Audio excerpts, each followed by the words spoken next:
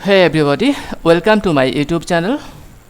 In this video, we are going to discuss about transformation of sentences, and here today's topic is use of to. I repeat, এই ভিডিওতে আমরা transformation of sentences শিখতে চলেছি, কি করে transformation করতে হয়। এবং এখানে আজকের টপিক হলো ইউজ অফ টু, কি করে টু ব্যবহার করতে হয় এবং টু যুক্ত কোনো সেন্টেন্সকে কিভাবে আমরা ট্রান্সফার করি, অন্য বাক্যে রূপান্তর করি।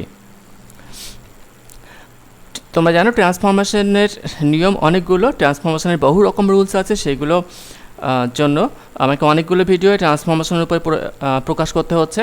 এবং এর আগেও আমি ট্রান্সফরমেশন নিয়ে বেশ কয়েকটা ভিডিও আপলোড করেছি। এখন আমরা দেখব যে কী করে আমরা টু ব্যবহার করব।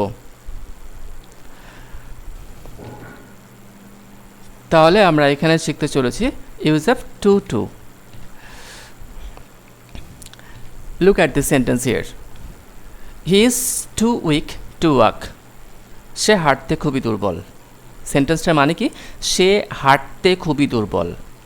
টু মানে অত্যন্ত, এতটাই বেশি যে সে হাঁটতে খুবই দুর্বল। সেন্টেন্সটা একদিক দিয়ে কি বোঝাচ্ছে? এটা কিন্তু একটা সিম্পল সেন্টেন্স, এটা একটা সিম্পল সেন্টেন্স, সরল বাক্য। দেখো এখানে একটাই সাবজেক্ট আছে, এখানে হি সাবজেক্ট, আর একটাই ফাইনাইট ভার্ব, সেটা হলো ইজ। এটা একটা সিম্পল সেন্টেন্স। এছাড়াও আমরা এর থেকে আর কি পাচ্ছি? এটা কিন্তু একটা অ্যাফার্মেটিভ সেন্টেন্স, এটা একটা অ্যাফার্মেটিভ সেন্টেন্স। এখন তাহলে এটা সিম্পল সেন্টেন্স, এটা একটা সিম্পল সেন্টেন্স, আবার এটা একটা অ্যাফার্মেটিভ সেন্টেন্স, হ্যাঁবাচক বাক্য। এটাকে আমরা ট্রান্সফার করতে পারি কিভাবে? এটাকে আমরা কমপ্লেক্স করতে পারি বা জটিল বাক্য করতে পারি। সিম্পল সেন্টেন্স তাকে কমপ্লেক্স করতে পারি। আর কি করতে পারি? এটাকে নেগেটিভ করতে পারি। আসলে পরীক্ষায় যখন পড়বে তখন দুরকমভাবে পড়তে পারে। বলা হতে পারে এটাকে সিম্পল থেকে কমপ্লেক্স করো, আবার বলা হতে পারে এটাকে নেগেটিভ করো। তাহলে যখন আমরা কমপ্লেক্স করব তখন কি অ্যান্সার হবে? দেখো কি অ্যান্সার হচ্ছে।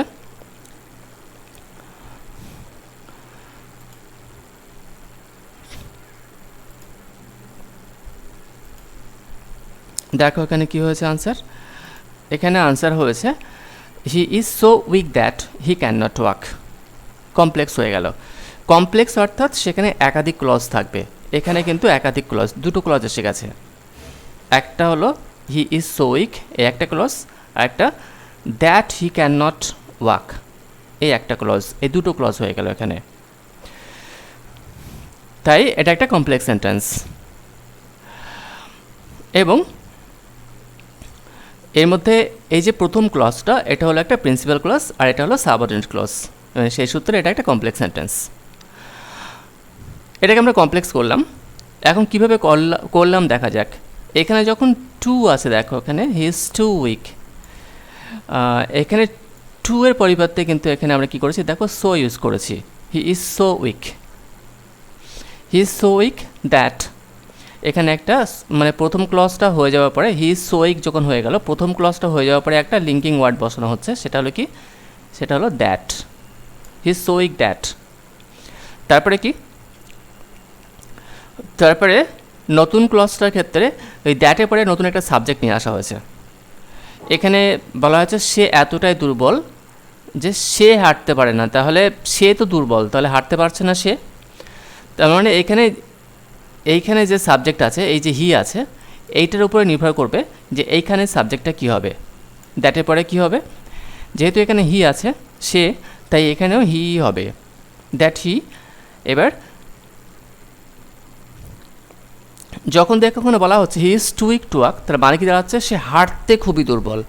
এটা একটা অ্যাফার্মেটিভ সেন্টেন্স হলেও এর মিনিংটা কিন্তু অনেকটা নেগেটিভ। দেখো অনেকটা নেগেটিভ মতো হচ্ছে। হাঁটতে খুবই দুর্বল বলতে কী বোঝানো হচ্ছে? আসলে সে এতটাই দুর্বল যে হাঁটতে পারছে না, আর সেটাকে আমরা কমপ্লেক্সে লিখেছি, কি লিখেছি? He is so weak that, সে হাঁটতে পারে না, হি ক্যান নট ওয়াক। এখন এখানে ইজ আছে, প্রেজেন্ট এটা, তাই আমরা এখানে ক্যান নট ইউজ করছি। যদি এখানে ইজ না থেকে ওয়াজ থাকতো তাহলে কি হতো? এখানে আবার ক্যান নটের জায়গায় কি হতো? তখন কুড নট হতো, তখন আমরা কুড নট করতাম। এইভাবে আমরা এটাকে চেঞ্জ করেছি।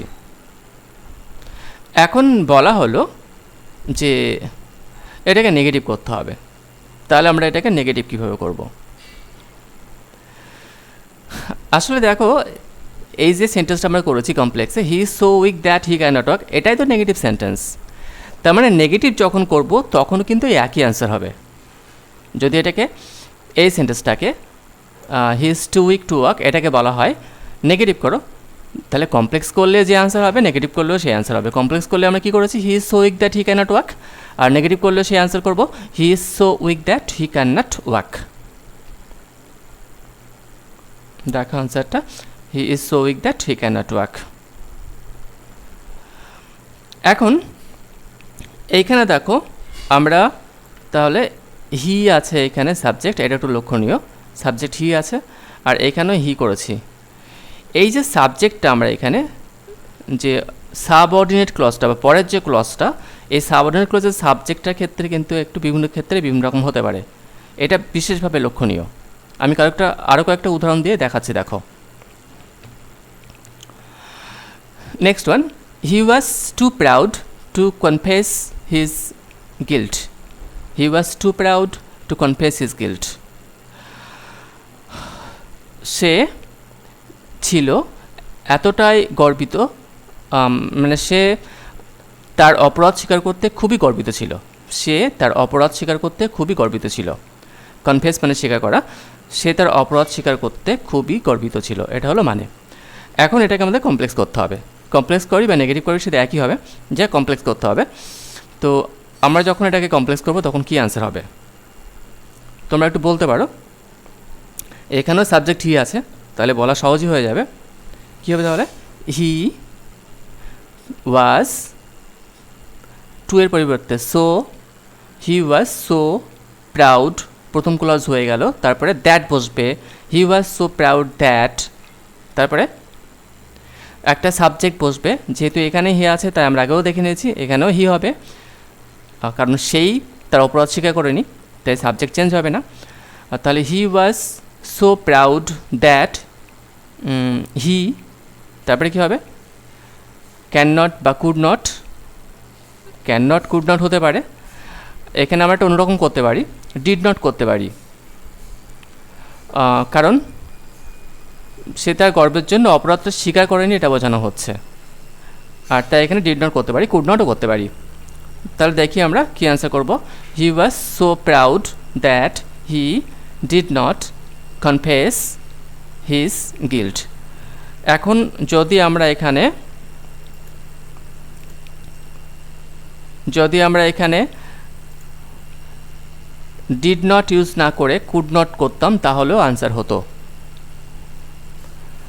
তাহলে এটা আমরা করে নিলাম, এটা বুঝতে মনে হয় অসুবিধা হয়নি, তুমি নিজেরাও করতে পেরেছ। এখন পরেরটা দেখা যাক। It was too hot to go out. তখন বাইরে যাওয়ার পক্ষে অত্যন্ত গরম ছিল, তখন বাইরে যাওয়ার পক্ষে অত্যন্ত গরম ছিল। এখন এটাকে আমাদের কমপ্লেক্স করতে হবে। কি করব তাহলে? আমরা একটু চিন্তা করে নিই। ইট আছে, ইট থেকে কি করব? ইট, হ্যাঁ, ইট ওয়াজ, টু এর পরিবর্তে সো বসালাম এখানে। ইট ওয়াজ সো হট, তারপরে লিঙ্কিং ওয়ার্ড হিসেবে দ্যাট বসবে। ইট ওয়াজ সো হট দ্যাট, তারপরে কি করব? ইট তো এখানে ইন্ট্রোডাক্টরি, এটা তো সাবজেক্ট নয়, তাহলে সাবজেক্ট এখানে কি করব? ইট ওয়াজ টু হট দ্যাট। এবার বাড়ি যাবে না কে? বলা হয়েছে বাড়ি যেতে পারছে না, কে বাড়ি যেতে পারছে না? আসলে তো কেউই বাড়ি যেতে পারছে না, তাহলে আমরা নান ইউজ করতে পারি, নান কুড গো আউট করতে পারি, আমরা অন্যরকমভাবে করতে পারি। দেখো ওখানে কি আনসার করা হচ্ছে। It was so hot that it was tough for anybody to go out. এটাও একটা আনসার। এতটাই it was so hot that, এতটাই গরম ছিল যে, ইট ওয়াজ টাফ, এটা ছিল কঠিন, for anybody to go out, কারো পক্ষে বাইরে যাওয়াটা। তো এখানেও দেখো ইট রাখা হয়েছে, এখানে ইট আছে সাবজেক্ট, ইন্ট্রোডাক্টরি আছে, এখানেও ইন্ট্রোডাক্টরি দিয়ে করা হয়েছে। আমরা অন্যরকমভাবেও করতে পারতাম, বাইরে তো কেউ যেতে পারছে না, আমরা অ্যানিবডিকে, যে অ্যানিবডি আছে এটাকে সাবজেক্ট হিসেবে রেখেও করতে পারতাম। দেখো আমি সেরকম একটা আনসার দেখো নিচে দিয়েছি, that anybody could not go out, এটা কিন্তু আমরা করতে পারি। এই যে এখানে that it was tough for anybody to go out, এইটার পরিবর্তে কিন্তু আমরা এটাও লিখতে পারি, that anybody could not go out, যে কেউ বাইরে যেতে পারেনি। আমরা আরও একটা আনসার করতে পারি, দেখো that nobody could go out, সে একই ব্যাপার, anybody could not go out আর nobody could not go out একই ব্যাপার, যে কেউ বাইরে যেতে পারেনি। অ্যানিবডি যখন ইউজ করা হয়েছে, যখন এখানে অ্যানিবডি ইউজ করা হয়েছে তখন এখানে কুড নট ইউজ করা হয়েছে, নেগেটিভ করার জন্য নট ইউজ করা হয়েছে। আর যখন নোবডি ইউজ করা হয়েছে তখন নোবডি তো নিজে নেগেটিভ ওয়ার্ড, আর তার জন্য এক্সট্রা কোনো নো এর প্রয়োজন হয়নি। তাহলে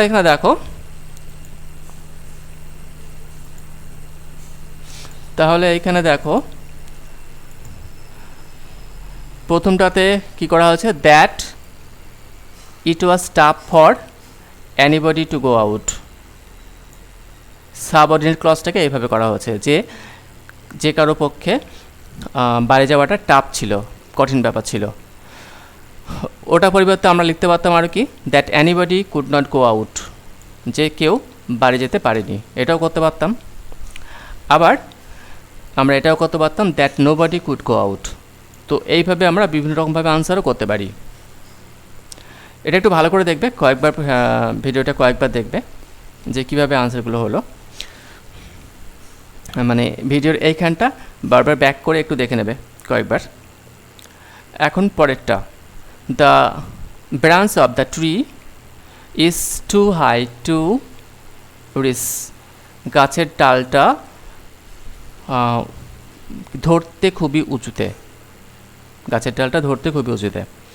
এটাকে আমরা কমপ্লেক্স করব। কিভাবে করব তোমরা একটু বলতে পারো নিজের আগে থেকে, কি হবে তাহলে, the branch of the tree is, too এর জায়গায় সো বসলো, the branch of the tree is so high that, এবার তারপরে সাবজেক্ট কি করবে দেখা যাক এখানে আমরা কি করেছি। এখানেও অনেক রকমভাবে হতে পারে। কি করলাম আমরা, the branch of the tree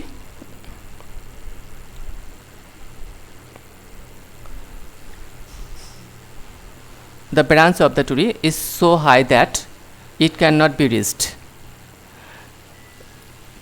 এটা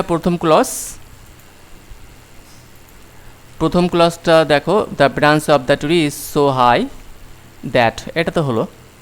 তারপরে ক্লজটাকে কি করেছি, দ্যাট, এখানেও সাবজেক্টকে ইট রেখেছি, the branch of the tree গাছের ডাল, ইনঅ্যানিমেট অবজেক্ট, এই ক্ষেত্রে আমরা ইট ব্যবহার করতে পারি, তাই এখানে ইট ইউজ করেছি সাবজেক্ট হিসাবে, it can not be reached. এবার দেখো ক্যান নট বি রিচড করা হয়েছে, এখানে বি ইউজ করা হয়েছে, প্যাসিভ করা হয়েছে, কেন, গাছের ডাল তো কিছু তো চড়বে না, গাছের ডালে চড়তে হবে, গাছের ডালটাতে চড়তে হবে বা ধরতে হবে, তাই এটা কিন্তু প্যাসিভ। যদি এখানে যেহেতু ইনঅ্যানিমেট অবজেক্ট, এখানে কিন্তু the branch of the tree, এটাই কিন্তু সাবজেক্ট, এইখান থেকে কিন্তু এটাই subject, the branch of the tree. এখন গাছের ডাল তো নিজে কাজ করবে না কিছু, গাছের ডালে চড়তে হবে, তার মানে প্যাসিভ। আর সেই জন্য এখানে কি করা হয়েছে দেখো, it can not be reached করা হয়েছে, এটাকে কিন্তু প্যাসিভ করে দেওয়া হয়েছে। দেখো আরও একটা আনসার আছে, the branch of the tree is so high that nobody can reach it, এখানে যখন নোবডি করা হয়েছে সাবজেক্ট হিসাবে, মানে কেউই না, নোবডি ক্যান রিচ ইট মানে কেউ এটাতে উঠতে পারবে না, তখন কিন্তু আর প্যাসিভ করা হয়নি। যখন ইটকে সাবজেক্ট করা হয়েছে, উপরটা দেখো, যখন ইটকে সাবজেক্ট করা হয়েছে তখন কিন্তু এটাকে প্যাসিভ করা হয়েছে। আবার যখন নোবডি সাবজেক্ট করা হলো তখন কিন্তু এটাকে প্যাসিভ করা হলো না, কারণ তখন প্যাসিভ করার প্রয়োজন নেই, কেউ এটাতে চড়তে পারে না। আর ওখানে কি বলা হয়েছিল, গাছের ডালটা এতটা উঁচুতে যে এটাতে চড়া যায় না, এটাতে চড়া যায় না, এটা কিন্তু প্যাসিভ, এটাতে চড়া যায় না, it can not be reached. আমরা এটা দেখে নিলাম, পরেরটা দেখা যাক। The boy was too little to reach the branch of the tree. এবার বলা হচ্ছে ছেলেটি এতটা ছোট যে গাছের ডালে চড়তে পারে না। তখন আমরা কি করব? এটা তো সহজ হয়ে গেল, তোমরা আনসার বলতে পারো। The boy was so little that he could not rich the branch of the tree. Is it?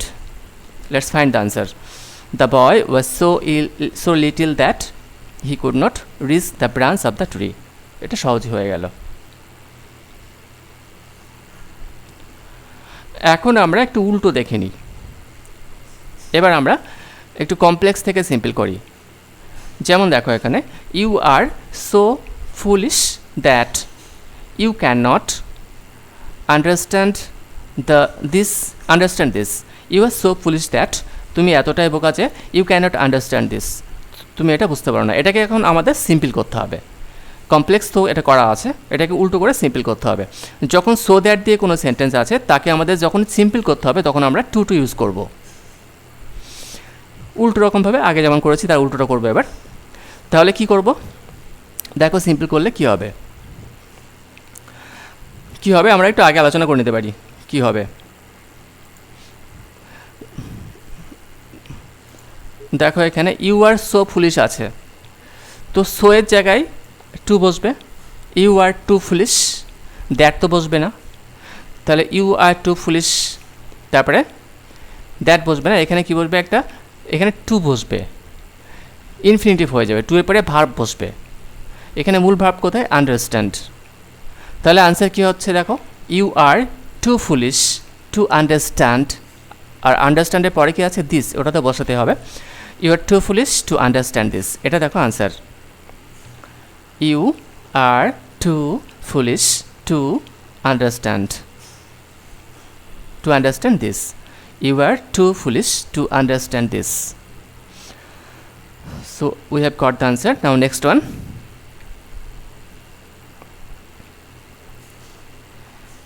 It is raining so hard that anybody cannot go out. এতটাই বৃষ্টি হচ্ছে, জোর বৃষ্টি হচ্ছে যে কেউ বাড়ি যেতে পারে না। এটাকে আমরা সিম্পল করব। তো তোমরা একটু নিজেরা আগে বলতে পারো কি হবে। It is raining too hard, তারপরে তারপরে কি বসবে? তারপরে ইনফিনিটিভ করে দাও, টু এর পরে ভার্ব বসাও, to go out. That's the answer. It is raining too hard to go out. We have got the answer. So এটা ছিল আমাদের টু আর টু এর উপরে কীভাবে ব্যবহার করা হয়, বা টু দিয়ে কোনো সেন্টেন্স থাকলে সেটাকে কী করে কমপ্লেক্স করতে হয় বা নেগেটিভ করতে হয় সে নিয়ে আমরা আলোচনা করলাম। এর পরের ভিডিওতে আমি ডেসক্রিপশন বক্সে এখানে আরও কিছু লিঙ্ক দিয়ে দেবো, যেখানে বলা হচ্ছে যেখানে অন্য ভিডিওগুলো, মানে ট্রান্সফরমেশনের অন্য ভিডিওগুলো যেখানে থাকবে তার লিঙ্কও একটা দিয়ে দেবো আমি। আর এর পরের ভিডিওতে আমরা ট্রান্সফরমেশনের আরও কয়েকটা রুলস নিয়ে আলোচনা করব। Now thank you everybody, have a good day.